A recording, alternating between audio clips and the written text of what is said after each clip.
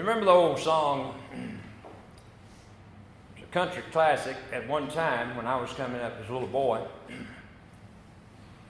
My bucket's got a hole in it. Y'all remember that?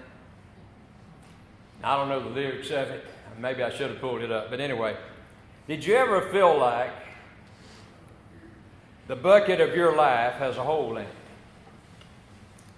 That it leaks faster than you can fill it. The more you put in it, the more goes out, no matter what you do. No matter how hard you work or where you go. What you try, you just can't fill it up. Work and play and friends and family all leave you feeling empty, restless and searching, and you can't seem to get enough. The outflow is greater than the inflow. You're left drained of life, tired and weak, frustrated and hopeless, angry and resentful, sorrowful and grieving, fearful that you will never have the life that you want. And if you know what that is like, perhaps you know the hemorrhaging woman in today's gospel. This sick, anonymous woman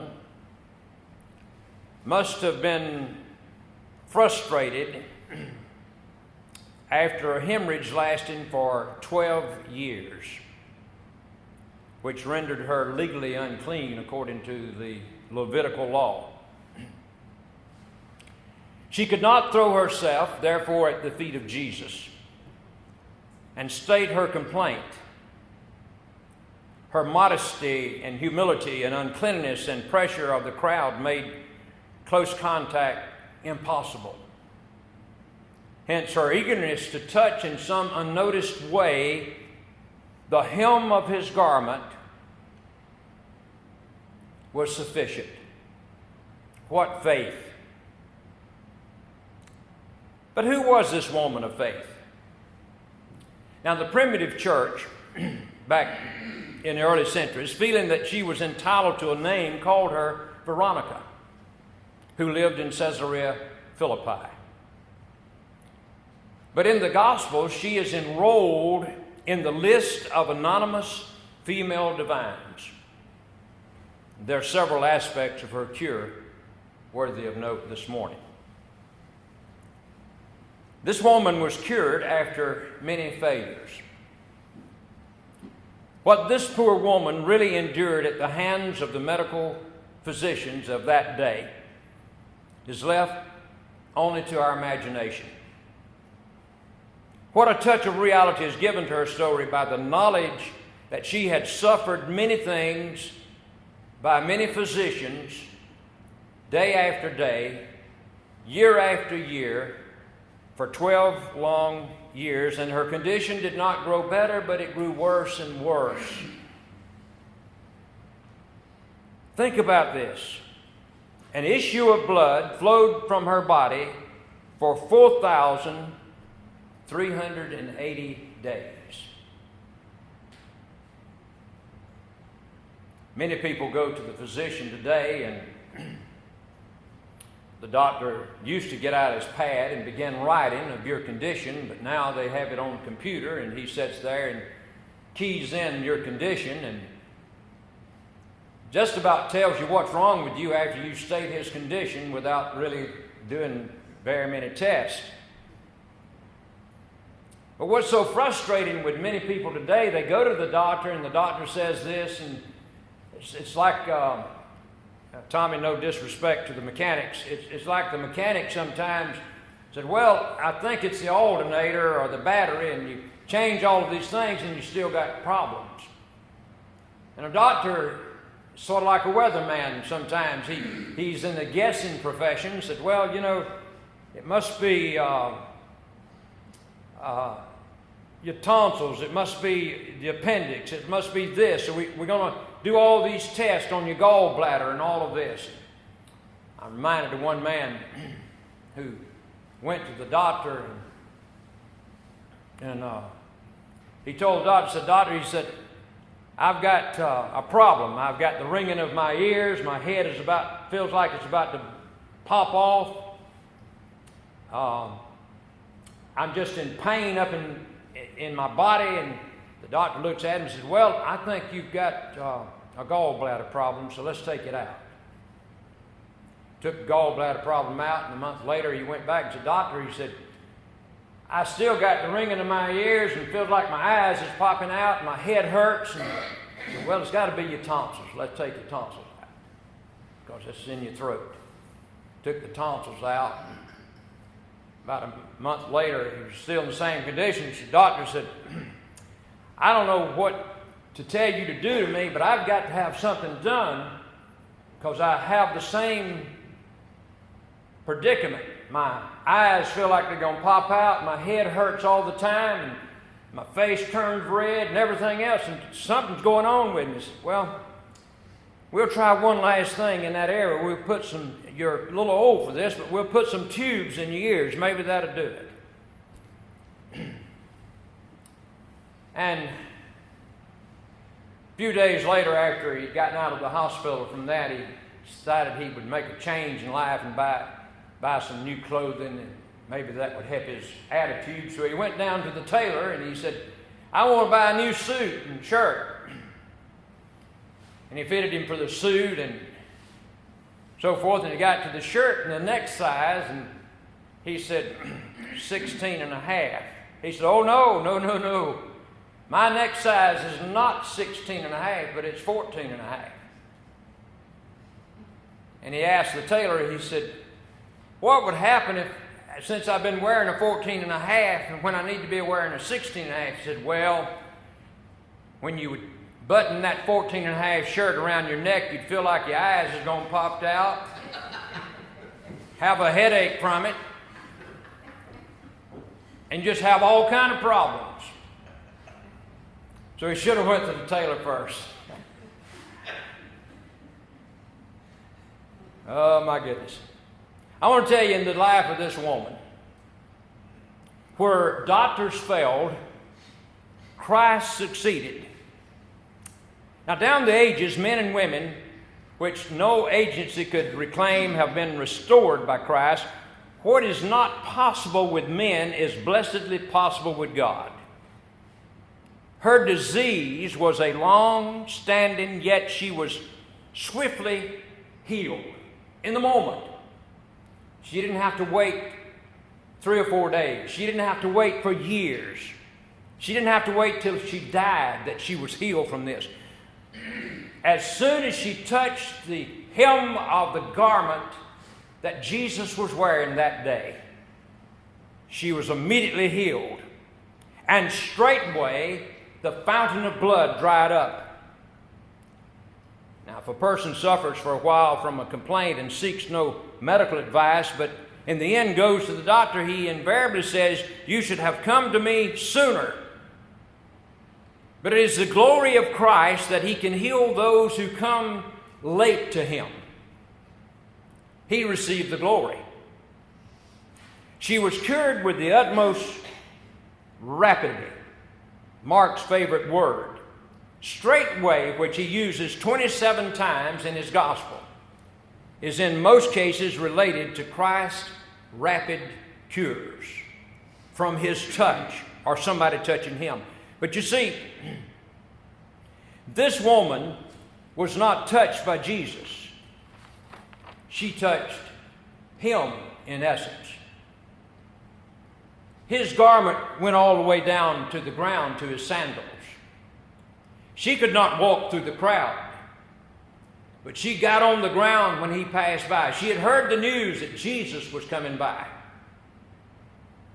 And her faith was, if I can just touch the hem of his garment, I'll be made whole. What faith. And when he came by, she reached out. She was kneeling on the ground under all the people that was following him, and she touched that little hem of that garment that Jesus was wearing, and immediately she was healed. Jesus asked the question and turned around, who touched me? And her disciples said, what do you mean, who touched me? Look at all the throng of people that's following you. Anybody could have touched me. He said, no, there was one that touched me for the right purpose. For my virtue has left me. healing came about. There's a song that was written by Velp Ellis back many years ago called Let Me Touch Him. It goes like this. Let me touch Him. Let me touch Jesus. Let me touch Him as He passes by. Let me touch Him so that I shall know Him as He passes by. Oh, to be His hand extended, reaching out to the oppressed. Let me touch Him, oh, let me touch Jesus, so that others may know and be blessed. So it's not a matter of time, not a matter of things in the healing area of Jesus' ministry that He touched us. There are many times that we just need to reach out and touch Him. And Mark's favorite word, as we said, straightway, and it was used so many times. And He spake and it was done. Spiritual parallels of His instantaneous power can be seen in the conversions of Matthew and Paul and the dying thief on the cross. Many of us, too, can testify to the fact that He can transform character in a moment of time. The term Jesus used in addressing the nameless sufferer suggests that she was still young. Though wasted and faded by her malady, which made her look older than she really was, and by the nature of her disease and the age of the one afflicted, made the difference to Him in healing the sick and saving the lost. As Jesus passed by, the withered fingers of this woman brushed the border of His sacred dress. And all at once, her thin body felt the painless health of her girlhood return. A strength she had not known for 12 years renewed her being, and she knew that Christ had made her whole. Isn't it wonderful how Christ makes the difference in the lives that are touched by Him and that we touch Him? As soon as the woman touched Christ's garment, He felt that virtue had left him, turned and asked that question, as I said, who touched me? Perhaps her touch had been unnoticed by the eyes of those around. And she must have been one of the many who touched the Master on that day as He walked through that crowd. But a touch of faith could not be hidden from Jesus. And when we reach out in faith, we please Him. For the Bible says, without faith, it is impossible to please God. Quickly, the physician saw the patient and trembling with self-consciousness, but too glad and grateful to Father, she confessed to her touch of His robe, and she told Him all the truth she experienced. At open confession is good for the soul, it seems like. We don't know why she had that issue of blood. The Bible is silent. And I'd be wrong to speculate that some sin might have caused her to be that way. But she had that physical malady. And she needed her life fixed. She refused to be identified with the circumstances of her life, and today she would reach beyond those circumstances and literally take matters into her own hand. Circumstances sometimes put us down in the ditch. The old saying says, I'd be all right if it wasn't for the circumstances in my life. The old preacher said, well, get out from under the circumstances. Crawl out, and your life will be better. And deep within, this woman knows, if I just touch the hem of His clothes, I'll be made well. No matter how much we bleed in life, The truth of those words flow through our veins as well today. She knows that Jesus offers a life that is unleakable, a life that can never be drained from her. She touched his cloak, and in that moment she was transfused with and by the power of God. In other words, she had a blood transfusion like never before. It was enough to touch. The connection was made and a relationship established. Life no longer leaked out of her, but flowed into her. The hemorrhage stopped, but the healing continued.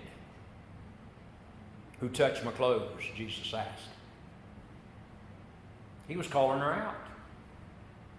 He wanted to have a conversation with her. He would not allow her to remain a nameless face in the crowd. He would not allow her to drift off into anonymity. He named her, listen to this, daughter. You don't have to call her Veronica, but Jesus called her daughter and sent her on the path of peace. Isn't that a wonderful thing to be called son or daughter by the Master himself? She had an identity, a place, and a relationship. She had been healed and made whole, and she is now fully alive and free to go in peace. That is the unleakable life Jesus offers each of us. We no longer have to live drained of life. We too can know ourselves to be called son or daughter. Because yes, he touched us and we touched him. We too can walk the path of peace fully alive in this day in which we live. If we but to touch the clothes, the hem of his garment, by faith, we'll be healed. And every moment holds before us the opportunity to touch Jesus. That means we must reach beyond the circumstances of our life. Get out from under the circumstances that hold us back. We can no longer live as soon as lives. It means we must take matters into our own hands. I'm not suggesting that we're in control, but that we have a choice and a responsibility. Our faith must be active and tangible. How do we do that? We begin by looking at the cloths Jesus wears. Sometimes Jesus drapes himself in silence, solitude, and prayer. Sometimes it's mercy and forgiveness. Sometimes it's thanksgiving and gratitude. Other times it's compassion and generosity. But always, from Jesus, it's a self-giving love. The very attributes and characteristics of his life are the clothes he wears and the clothes we are to touch. Wherever we're living, drained of life, touch the clothes of Christ. Connect to them in your own life and let them transfuse you with his life, his love, and his power. Jesus says, I am come that you may have life. But he didn't stop there. But life more abundantly. And when we feel the touch of Jesus, we know that life is there.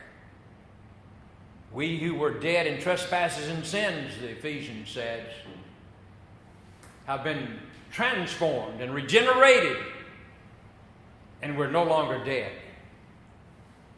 but we're alive because Jesus Christ, the divine healer, walked by our way one day. We reached out and touched the hem of his garment.